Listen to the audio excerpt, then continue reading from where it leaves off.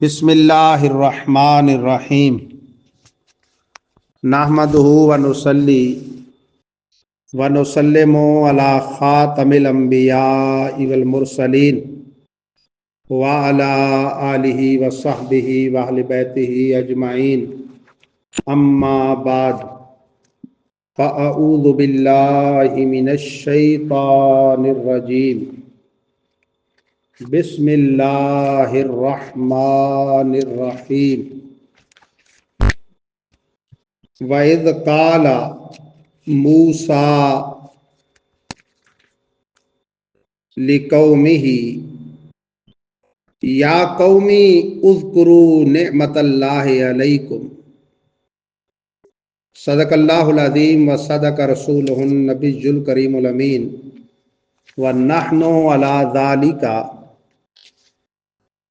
لَمِنَ الشَّاهِدِينَ وَالشَّاكِرِينَ وَالْحَمْدُ لِلَّهِ رَبِّ الْعَالَمِينَ إِنَّ اللَّهَ وَمَلَائِكَتَهُ يُصَلُّونَ عَلَى النَّبِيِّ يَا أَيُّهَا الَّذِينَ آمَنُوا صَلُّوا عَلَيْهِ وَسَلِّمُوا تَسْلِيمًا صلی اللہ علی النبی الأمی وآلہ صلی اللہ علیہ وسلم صلاۃ و سلاما علیک یا رسول اللہ وعلی آلک واصحابک یا حبیب اللہ۔ حمد و صلات کے بعد گرامی قدر سامعین کرام بحمد اللہ تعالی آج 7 شوال المکرم 1447 ہجری مطابق 27 مارچ 2026 عیسوی جمعہ کا روز روشن ہے۔ گزشتہ سے پیوستہ پارہ نمبر 6 رکوع نمبر 8 سورۃ المائدہ کا رکوع نمبر 4 اور اس کی آیات بینات نمبر 20 تا 26 یعنی 7 آیات بینات کا ترجمہ اور مختصر تفسیر بیان کی جائے گی۔ آج کا اہم ترین عنوان ہے موسیٰ کلیم علی نبینا و علیہ الصلوۃ والسلام کے امتیوں کا ان کے ساتھ رویہ اور ہمارے آقا کے صحابہ کرام کی مبارک شان۔ گزشتہ آیات میں اللہ تعالیٰ نے بنی اسرائیل سے وعدہ لیا اور ان میں 12 نگران مقرر کیے۔ تو اس آیہ کریمہ میں بنو اسرائیل سے میثاق لینے کا ذکر تھا اور اب آنے والی آیت میں ان کو اپنی نعمتیں یاد دلائی جا رہی ہیں، اور اس کے مد مقابل بنی اسرائیل کی سرکشی کا ذکر ہے کہ ان کو ارض فلسطین میں داخل ہونے اور جباروں سے جہاد کرنے کا حکم دیا گیا تھا اور انہوں نے اس حکم پر عمل کرنے سے انکار کر دیا۔ دوسری وجہ مناسبہ یہ ہے کہ اس سے پہلے رکوع میں 2 جہاں کے سردار کی رسالت پر دلائل قائم کیے گئے تھے اور یہ بتایا گیا تھا کہ یہود آپ کی نبوت اور رسالت کو نہیں مانتے۔ اس رکوع میں 2 چیزیں بیان فرمائی ہیں جو یہود کے عناد یعنی دشمنی پر دلالت کرتی ہیں۔ ایک یہ کہ وہ پروردگار عالم کی بکثرت نعمتوں کے منکر، دوسرے یہ کہ انہوں نے فلسطین میں داخل ہونے اور جبارین کے خلاف لڑنے سے انکار کیا۔ اللہ تعالیٰ اپنے حبیب کو تسلی دیتا ہے کہ اگر یہود عناد کے سبب آپ کی رسالت کو نہیں مانتے تو آپ اس سے دل گرفتار نہ ہوں، ان کی تو سرشت میں دشمنی ہے، اس سے پہلے بھی حضرت موسیٰ کلیم کی نافرمانی کر چکے۔ اے محبوب اپنی نگاہ علم و ادراک میں اس واقعے کو حاضر کیجیے۔ فَإِذْ قَالَ مُوسَىٰ لِقَوْمِهِ، جب فرمایا موسیٰ نے اپنی قوم سے، اذکروا نعمت اللہ علیکم، یاد کرو اللہ کی وہ نعمت جو تم پر ہے، اذ جعل فیکم انبیاء، جبکہ کیا اس نے تم میں انبیاء کو، جعلکم ملوکا، اور کر دیا تمہیں بادشاہ، تم میں اپنے جلیل القدر پیغمبر بھی بھیجے اور تمہیں بادشاہ بنایا، وآتاکم ما لم یؤت احدا من العالمین، اور عطا فرمایا تمہیں وہ کچھ جو نہ عطا کیا کسی ایک کو جہاں بھر میں، جو آج سارے جہاں میں کسی کے پاس نہیں ہے وہ سب تمہارے پاس ہے۔ نبوت کا فیض بھی پہنچا، بادشاہی بھی ملی، تو اللہ کی اس نعمت کی قدر کرو۔ حضرت صدر الافاضل خزانہ العرفان میں فرماتے ہیں کہ یہ نعمتوں کے تذکیر یعنی یاد دلانے کے بعد ان کو اپنے دشمنوں پر جہاد کے لیے نکلنے کا آپ نے حکم فرمایا، اور فرمایا ایک قوم ارض مقدسہ میں داخل ہو جاؤ، کیسی کیسی نعمتیں ملی ہیں تمہیں، دریا میں راہ بنانا، دشمن کو غرق کرنا، منو سلوا اتارنا، پتھر سے جشمے جاری کرنا اور ابر کو سیبان بنانا۔ اب آگے حکم ہوتا ہے یا قوم ادخلوا الارض المقدسۃ التی کتب اللہ لکم، اے قوم داخل ہو جاؤ اس ارض مقدسہ میں، اس پاکیزہ زمین میں جو اللہ نے تمہارے لیے لکھی ہے، ولا ترتدوا علی ادبارکم، اور مت پلٹو اپنے پیٹھ پیچھے، اپنی پشتوں پر مت پلٹو یعنی الٹے پاؤں مت پھرو، فتنقلبوا خاسرین، تو ہو جاؤ گے نقصان اٹھا کر پلٹنے والے۔ یعنی تذکیر نعمت کے بعد انہیں حکم فرمایا کہ اے قوم ارض مقدسہ میں داخل ہو جاؤ۔ اس زمین کو اس لیے ارض مقدسہ کہا گیا ہے، منقول ہے کہ حضرت ابراہیم کوہ لبنان پر چڑھے تو آپ سے کہا گیا دیکھیے جہاں تک آپ کی نظر پہنچے، وہ جگہ مقدس ہے اور آپ کی ذریت کی میراث ہے۔ یہ سرزمین طور اور اس کے گرد و پیش کی تھی، اور ایک قول یہ ہے کہ تمام ملک شام کالب بن یوکنا اور یوشا بن نون جو ان نقبا میں سے تھے، 12 میں سے، جنہیں حضرت موسیٰ نے جبارین کا حل دریافت کرنے کے لیے بھیجا تھا، قالوا یا موسیٰ ان فیہا قوما جبارین، قرآن فرماتا ہے وہ بولے اے موسیٰ اس میں تو بڑے زبردست لوگ ہیں، بڑے جابر ہیں، وَإِنَّا لَن نَّدْخُلَهَا حَتَّى يَخْرُجُوا مِنْهَا، ہم ہرگز اس میں داخل نہ ہوں گے یہاں تک کہ وہ وہاں سے نکل جائیں، فَإِن يَخْرُجُوا مِنْهَا فَإِنَّا دَاخِلُونَ، ہاں وہ ادھر سے نکل جائیں تو ہم وہاں داخل ہو جائیں۔ قال رجلان من الذين يخافون انعم اللہ علیہم، دو بندے خدا کے، دو مرد کہ وہ جو ان میں سے تھے اللہ کا خوف کرنے والے، وہ بولے انعم اللہ علیہم، کہ اللہ نے انعام فرمایا ان پر، وہ کیا بولے ادخلوا علیہم الباب، بولے کہ زبردستی ان پر داخل ہو جاؤ دروازے میں، فَإِذَا دَخَلْتُمُوهُ فَإِنَّكُمْ غَالِبُونَ، تم داخل ہو گئے، دروازے میں داخل ہو گئے تو تم غالب۔ یہ دو حضرات کالب بن یوکنا اور یوشا بن نون، 12 نقبا میں سے جو حضرت موسیٰ نے جابروں کا حال دریافت کرنے کے لیے مقرر فرمایا تھا۔ اللہ کا وعدہ ہے مدد کا، تو کیوں پیچھے ہٹتے ہو؟ ضرور جابروں کے بڑے بڑے جسموں سے تم ظاہری طور پہ ڈرتے ہوگے، لیکن اندیشہ نہ کرو، دل بڑے نہیں ہیں، دل ہم نے دیکھا ہے کہ کمزور ہیں۔ یہ جب انہوں نے کہا نا، مفسرین فرماتے ہیں کہ یہ بڑے برہم ہوئے بنی اسرائیل، ان کا دل کرتا تھا کہ ان دو نقبا پر سنگ باری کریں۔ وَعَلَى اللَّهِ فَتَوَكَّلُوا إِن كُنتُم مُّؤْمِنِينَ، ان حضرات نے کہا اور اوپر اللہ ہی کہ تم بھروسہ کرو اگر ہو مومن، کیونکہ ایمان والوں کا بھروسہ اللہ پر ہوتا ہے۔ ایمان والوں کا بھروسہ کس پر ہوتا ہے جی؟ اللہ پر،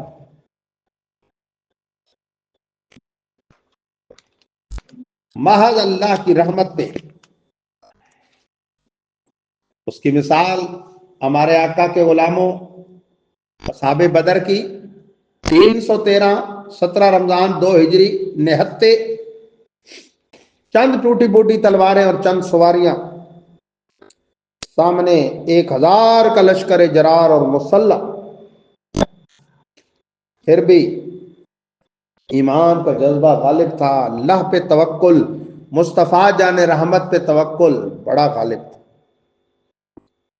70 کافروں کو مار ڈالا اور 70 کو قیدی کر کے بارگاہ رسالت میں پیش کر دیا۔ بڑے بڑے جبابرہ کفار مشرکین مکہ اور قریش مکہ ان کو ٹھکانے لگایا تو کہا، فرمایا ان دو بزرگوں نے کہ ان کا زہر موٹاپا، ان کے جسم کے زہری وہ دبدبا نہ دیکھو، دل اس میں وہ ایسے ہیں جیسے چڑیا کے۔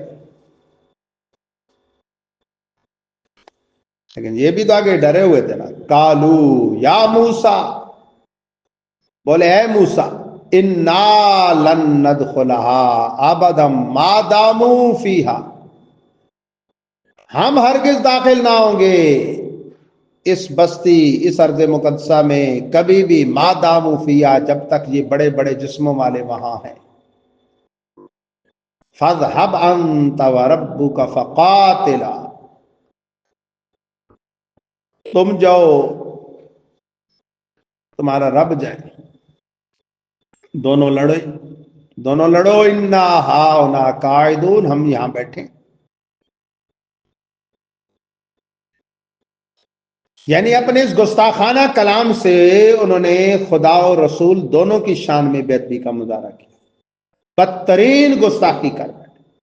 ہٹ دھرمی دیکھیے کہ موسیٰ کلیم جیسے جلیل القدر پیغمبر اور جلالی پیغمبر، بخاری شریف میں ہے کہ انہوں نے اپنے تھپڑ شریف سے حضرت ملک الموت اسرائیل علیہ السلام کی آنکھ نکال دی۔ معراج کی رات دو جہاں کے سردار نے کسی کو دیکھا کہ بڑے تیزی سے کلام کر رہے۔ جبریل سے پوچھا یہ کون ہے؟ کہا موسیٰ۔ کس سے کلام کرتے ہیں؟ اپنے رب سے، تیزی کے ساتھ۔ ہاں ان کا رب جانتا ہے کہ موسیٰ کے مزاج میں تیزی، جن کی تیزی مزاج رب کو محبوب ہو۔ کبدی کو مکہ مارا تھا تو وہ ڈھیر ہو گیا تھا۔ یہ قوم کیسی بدبخت تھی کہ وہ کوہ طور پہ عرض کرتے ہیں رب ارنی انظر الیک، اے پالنہار مجھے اپنا آپ دکھا، تو جواب آتا ہے لن ترانی، اے موسیٰ تو مجھے ہرگز نہیں دیکھ سکتا، یعنی سر کی آنکھ سے تو مجھے نہیں دیکھ سکتا، کوئی دیکھے گا۔ کس کو دیکھا؟ یہ موسیٰ سے پوچھے کوئی، آنکھ والوں کی ہمت پہ لاکھوں سے۔ لیکن یہ قوم انہی سے کہتی تھی ہم ایمان نہیں لائیں گے اللہ تعالیٰ پہ حتیٰ نر اللہ جہرتاً، جب تک کہ ظاہری طور پہ بالکل کھلم کھلا نہ دیکھ لیں۔ اسی طرح یہاں دیکھو ان کا انداز بد تہذیبی، فَاذْهَبْ أَنْتَ وَرَبُّكَ، تو اور تیرا رب جائے، فَقَاتِلَا، اور لڑو، اِنَّا هَاهُنَا قَاعِدُونَ، ہم تو یہاں بیٹھے ہیں، ہم تو یہاں بیٹھے ہیں۔ یہ کون کہنے لگے؟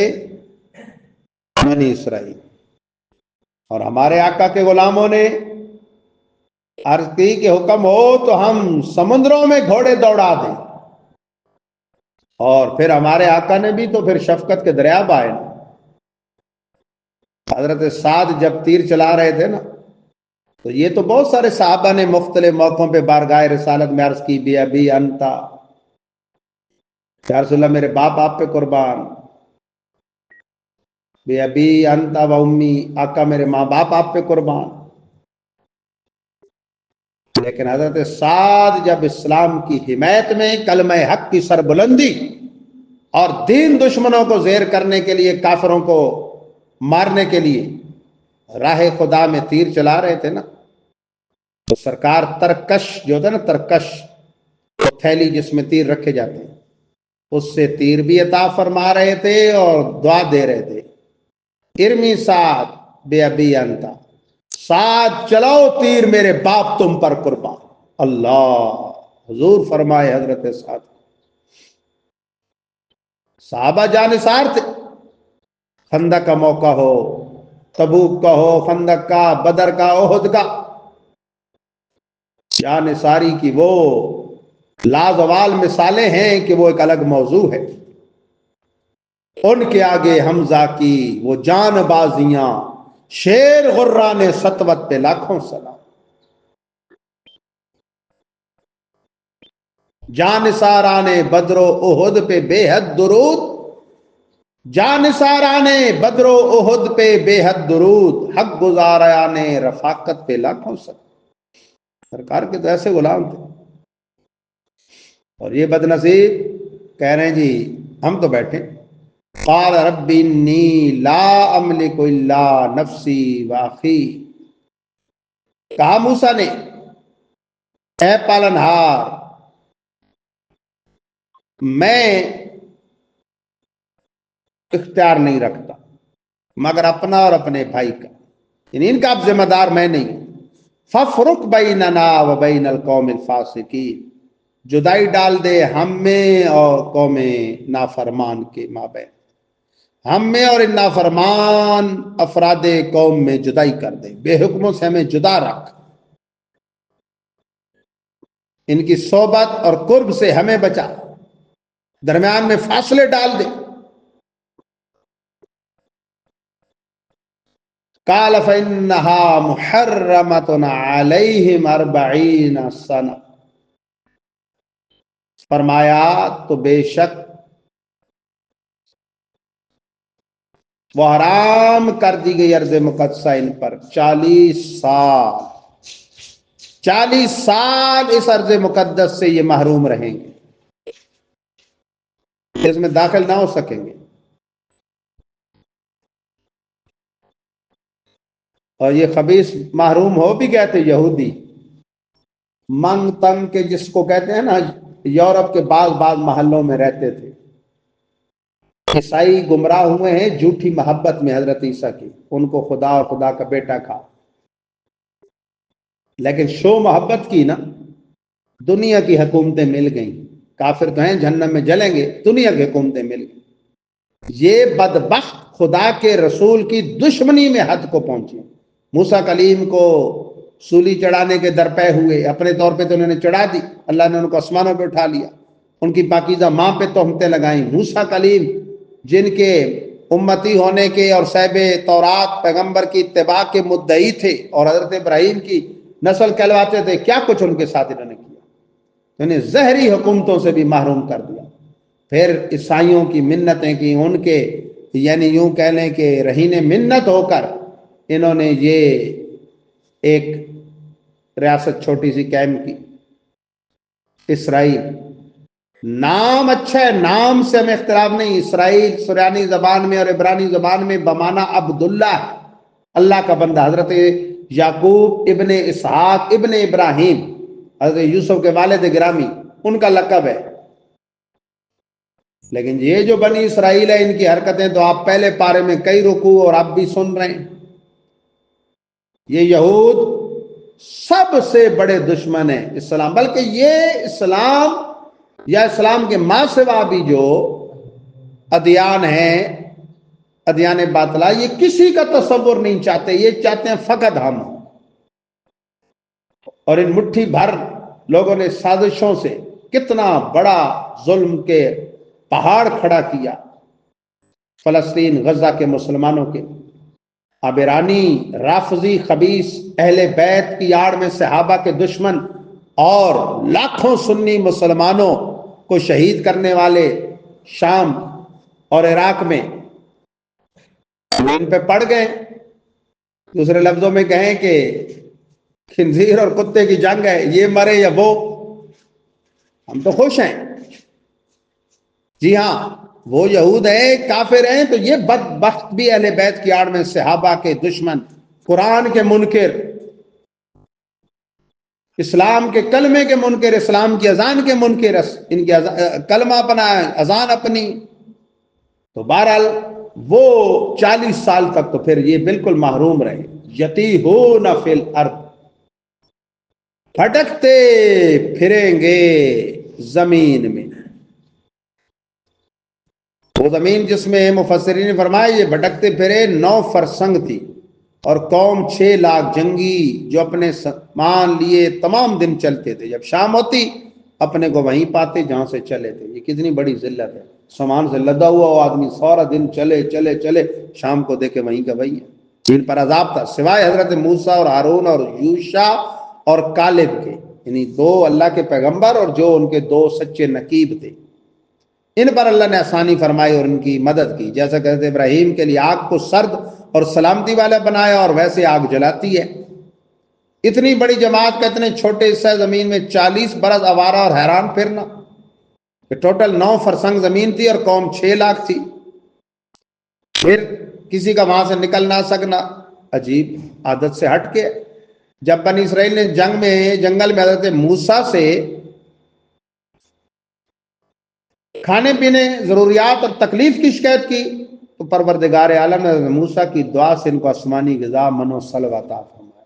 जिनकी नाफरमानी से ये सजाएं मिली थी, फिर उन्हीं की दुआ की बरकत से मनो सल्वा मिला। मन एक हलवा था आसमानी, और सलवा एक भुने हुए जैसे बटेर वगैरह होते हैं परिंदे थे, तैयार शुदा आते, और लिबास खुद इनके बदन पर पैदा किया जो जिस्म के साथ बढ़ता था। एक सफेद पत्थर को हेतूर का इनायत किया कि जब रखते सफर उतारते और किसी वक्त ठहरते तो हज़रत मूसा कलीम इस पत्थर पर आसाम मारते, उससे बनी इसराइल के 12 गिरोहों के लिए 12 चश्मे जारी हो जाते, और साया करने के लिए एक बादल भी भेज दिया अल्लाह ने। और फिर क्या हुआ जनाब, साथ ही जितने लोग दाखिल हुए वहां में से 24 साल से ज्यादा उम्र के थे, सब वहीं मर गए। फिर एक बस्ती में जब दाखिल हुए, सिवाय यूशा बिन नून और काले बिन यूकना के, और जिन लोगों ने अर्ज़ मुक़द्दसा में दाखिल होने से इनकार किया उनमें से कोई भी दाखिल ना हो सके। और यह भी कहा गया है कि वादी तय में ही हजरत हारून और हजरत मूसा की वफात से 40 बरस बाद हजरत यूशा को नबूवत अता की गई, ये कौल ये भी है। और जब्बारीन पर जिहाद का हुक्म दिया गया, आप बाकी मादा बनी इसराइल को साथ ले गए और जब्बारीन पर जिहाद किया। फला तअसा अलल कौमिल फासिकीन, तो मूसा तुम इन बेहुक्मों का अफसोस न खाओ। या हबीब, ये जो आपके दौर में बनी इसराइल ये जो यहूदी बेहुक्म हैं, नाफरमान हैं, ये तो माजी में इनके बड़े मूसा कलीम के साथ ये काम कर चुके, लिहाजा इनका गम मत खाओ। तो ये इनकी शुरू से वतीरा है यहूदियों का और बनी इसराइल का, यानी ये नाफरमानी पे नाफरमानी, नाफरमानी पे नाफरमानी करते चले गए। लेकिन परवरदिगार आलम अपने महबूब बंदे हजरत मूसा कलीम की दुआ से इनको नवाजता था, ये फिर नाफरमानी करते थे।